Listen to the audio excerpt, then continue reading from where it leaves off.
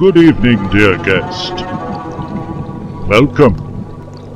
You have arrived during a time of heightened activity here at Phantom Mansion. Nothing too strenuous or inconvenient. I merely thought it would be prudent to organize things in the laboratory so that future experiments will go more smoothly. Now, what have we here? Mandrake root. Where is the mandrake root? Ah, there it is. Next to the uranium. We'll just place it on the shelf with the reanimating solution. And what have we here?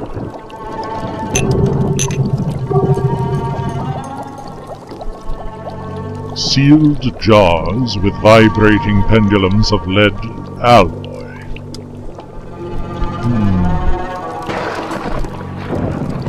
Ah, yes. Now I remember. I have finished dragging them out, Master. Very good, Boris. And did you feed Beauregard and Matilda? No need to, Master. A couple of traveling salesmen fell into the moat. Beauregard and Matilda are resting comfortably, with full bellies. Excellent. It is most fortunate that Phantom Mansion, holding such a commanding position atop a steep and formidable hill, still receives visitors, and as Beauregard and Matilda, our two reptilian friends, will tell you, all visitors are welcome here, for various reasons. Master, those jars with your little pendulums. What are they?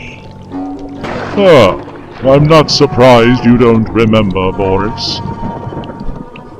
These come from before, when Beauregard and Matilda were hatched. They are the byproducts of our older security system. Whenever we received an unwelcome intruder, certain incantations would be made. Oh yes, I remember, Master, chanting out in front of those giant stones on the little hill behind the mansion. Yes, indeed, Boris. The stones I acquired from that island that sank in the remote South Pacific. Moving them here required very special laborers. And then, using techniques mentioned in the Necronomicon, I seized the very living minds of those intruders. And here they are. Yes, but what does one do with minds trapped in jars, Master? Ah, Boris, what indeed? These containers with their precious cargo are often in demand among certain friends of ours. Oh yes, those strange-looking friends from the mountains of Vermont. Yes, indeed, but they are not originally from the mountains of Vermont. In any case, this archaic method of dealing with unwanted visitors and intruders is highly effective, though labor-intensive. I am most grateful that our two pets have rendered it unnecessary, and the giant stones in the backyard can now be put to other uses. Yes, Master. It is much simpler to feed Beauregard and Matilda than to go through the preparations to create one of those containers. Yes, it is, Boris. much simpler and cleaner.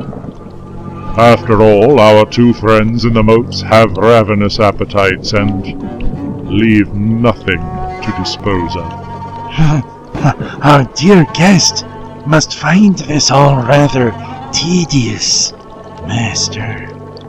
Ah, yes. Where are my manners? I must beg your pardon, dear guest. Such matters of simple housekeeping must be quite boring to you. Boris and I still have some work to do, certain matters of household business requiring our attention. In the meantime, while we deal with these items, perhaps a tale of terror to trap your attention.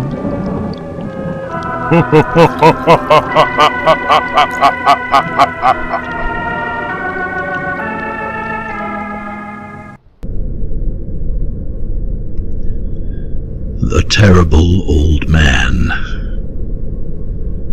by H.P. Lovecraft. It was the design of Angelo Ricci and Joe Zanuck and Manuel Silva to call on the Terrible Old Man. This old man dwells all alone in a very ancient house on Water Street near the sea, and is reputed to be both exceedingly rich and exceedingly feeble, which forms a situation very attractive to men of the profession of Messieurs Ricci, Zanuck, and Silva, for that profession was nothing less dignified than robbery. The inhabitants of Kingsport say and think many things about the Terrible Old Man, which generally keep him safe from the attention of gentlemen like Mr. Ricci and his colleagues, despite the almost certain fact that he hides a fortune of indefinite magnitude somewhere about his musty and venerable abode. He is in truth a very strange person, believed to have been a captain of East India clipper ships in his day. So old that no one can remember when he was young, and so taciturn that few know his real name. Among the gnarled trees in the front yard of his aged and neglected place, he maintains a strange collection of large stones, oddly grouped and painted, so that they resemble the idols in some obscure Eastern temple. This collection frightens away most of the small boys who love to taunt the Terrible Old Man about his long white hair and beard, or to break the small paned windows of his dwelling with wicked missiles. But there are other things which frighten the older and more curious folk who sometimes steal up to the house to peer in through the dusty panes. These folk say that on a table in a bare room on the ground floor are many peculiar bottles, in each a small piece of lead suspended pendulum-wise from a string. And they say that the Terrible Old Man talks to these bottles, addressing them by such names as Jack, Scarface, Long Tom, Spanish Joe, Peters, and Mate Ellis. And that whenever he speaks to a bottle, the little lead pendulum within makes certain definite vibrations as if in answer. Those who have watched the tall, lean, Terrible Old Man in these particular conversations do not watch him again. But Angelo Ricci and Joe Zanuck and Manuel Silva were not of Kingsport blood.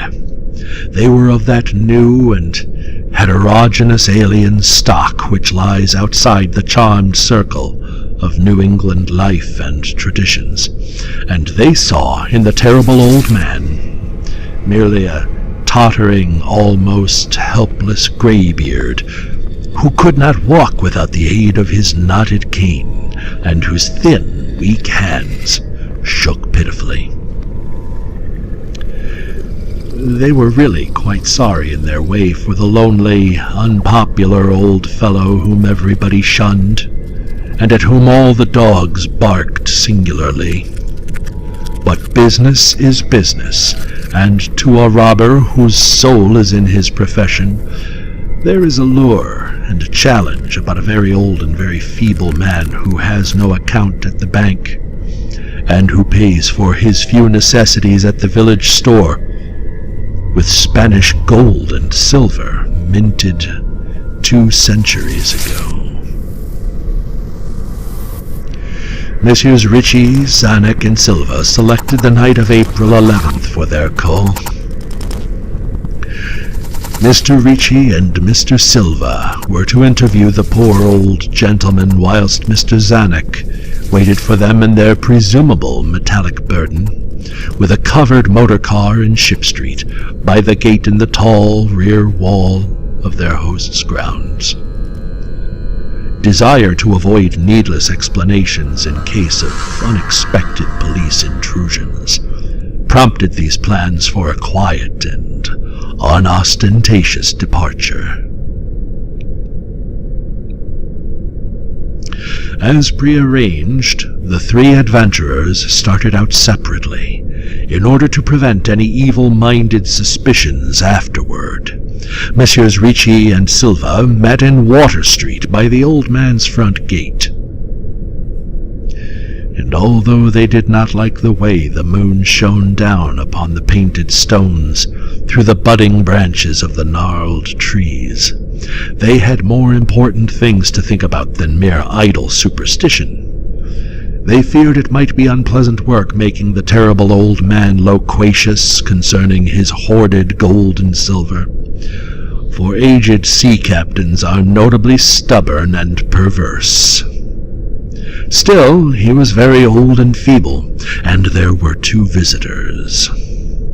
Messrs. Ritchie and Silva were experienced in the art of making unwilling persons voluble, and the screams of a weak and exceptionally venerable man can be easily muffled. So they moved up to the one lighted window and heard the terrible old man talking childishly to his bottles with pendulums. Then they donned masks and knocked politely at the weather-stained oaken door. Waiting seemed very long to Mr. Zanuck as he fidgeted restlessly in the covered motor car by the terrible old man's back gate in Ship Street. He was more than ordinarily tender-hearted, and he did not like the hideous screams he had heard in the ancient house just after the hour appointed for the deed. Had he not told his colleagues to be as gentle as possible with the pathetic old sea captain? Very nervously he watched that narrow oaken gate in the high and ivy-clad stone wall. Frequently he consulted his watch and wondered at the delay. Had the old man died before revealing where his treasure was hidden? And had a thorough search become necessary? Mr. Zanuck did not like to wait so long in the dark in such a place. Then he sensed a soft tread or tapping on the walk inside the gate, heard a gentle fumbling at the rusty latch, and saw the narrow, heavy door swing inward.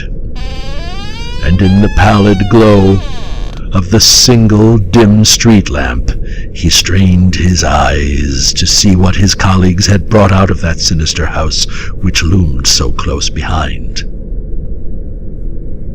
But when he looked, he did not see what he had expected, for his colleagues were not there at all, but only the terrible old man, leaning quietly on his knotted cane and smiling hideously. Mr. Zanuck had never before noticed the color of that man's eyes. Now he saw that they were yellow. Little things make considerable excitement in little towns,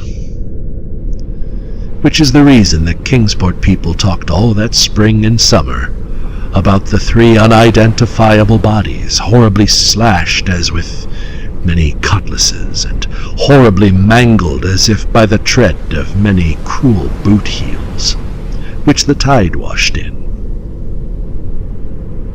And some people even spoke of things as trivial as the deserted motor car found in Ship Street, or certain especially inhuman cries, probably of a stray animal or migratory bird, heard in the night by wakeful citizens.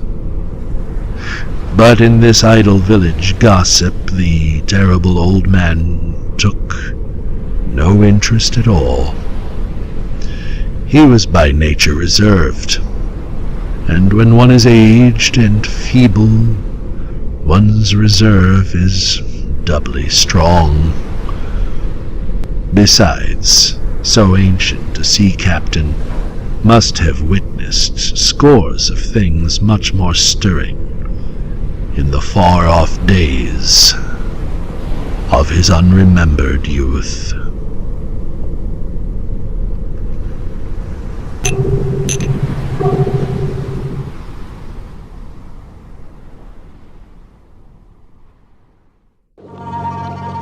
A cautionary tale, if ever there was one. Eh, Boris? Yes, Master. It was truly gratifying to know that the villains got their just desserts. Indeed. It serves them right for tormenting an eccentric old man and trying to steal his treasures. That would never happen here, would it, Master? Definitely not. Having a special vault placed under the slimy depths at the bottom of the moat was a stroke of genius. Now the most valuable treasures of Phantom Mansion are under the unsleeping watch of Beauregard and Matilda. And only I know which of the mansion's many secret passages leads to that submerged crypt of uncounted secrets. But what about the old ways, Master? Will we never prepare another container and pendulum as we did in the old days? Alas, no, Boris. I wouldn't want to deprive our pets of their occasional snack. However, that doesn't mean that we can't prepare one last pendulum container for old time's sake.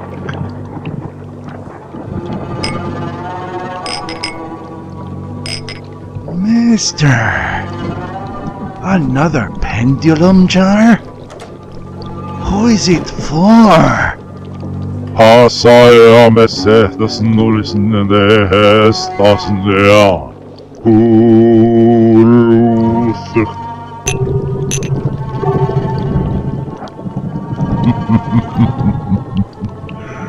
When you ask a silly question, Boris.